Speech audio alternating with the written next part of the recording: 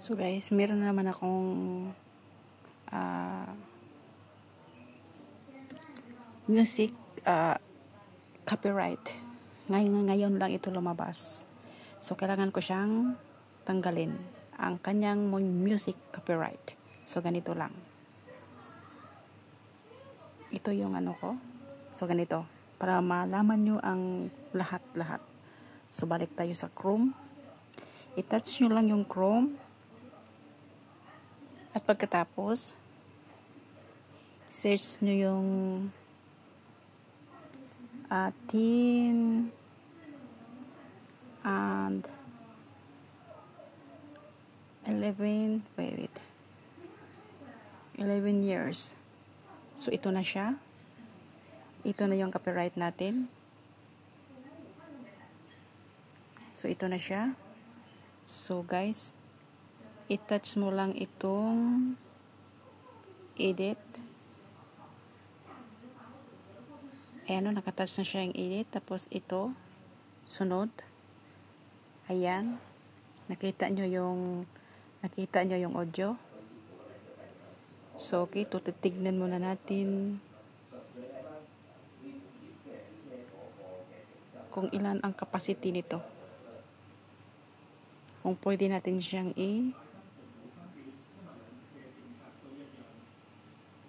So, 8 siya. So, hanap tayo ng music na mayroon siyang 8 minutes. So, okay? So, ganito lang siya. I-touch mo itong audio. Maya-maya lalabas yun. So, okay. So, hanap tayo ng 8 minutes na audio.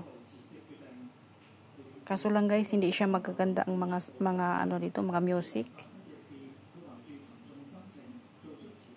Pero kailangan nating palitan ang ating music na ginagamit dahil kiniklaim po ng may-ari ng music. InShot po yun ang gagaling. So ngayon lang siya naglabasan dahil monetize na po tayo.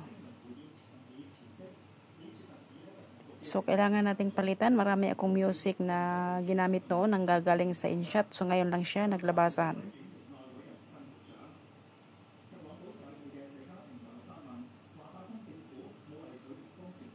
So, meron siyang 17.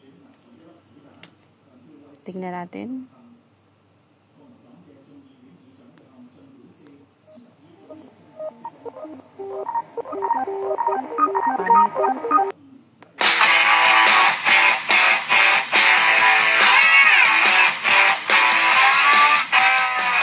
Ito siya ang gusto ko.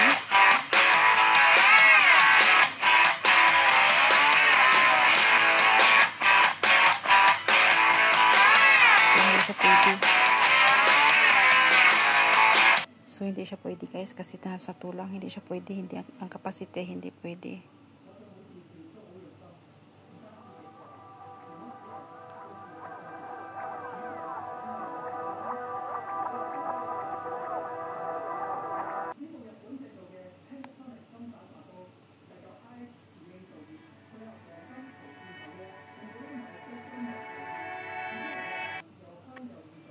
Ang papangit ng mga music.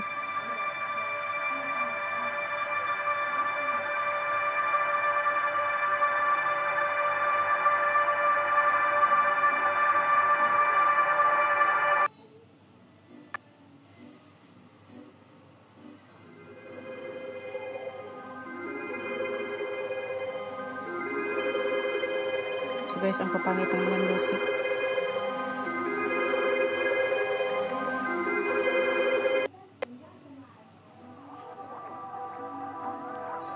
So, ito na lang.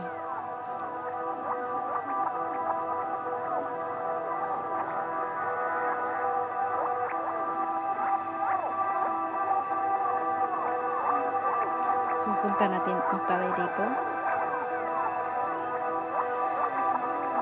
So, isave natin. At i-touch din dito natin sa baba ang save. So, okay. So, yan po ay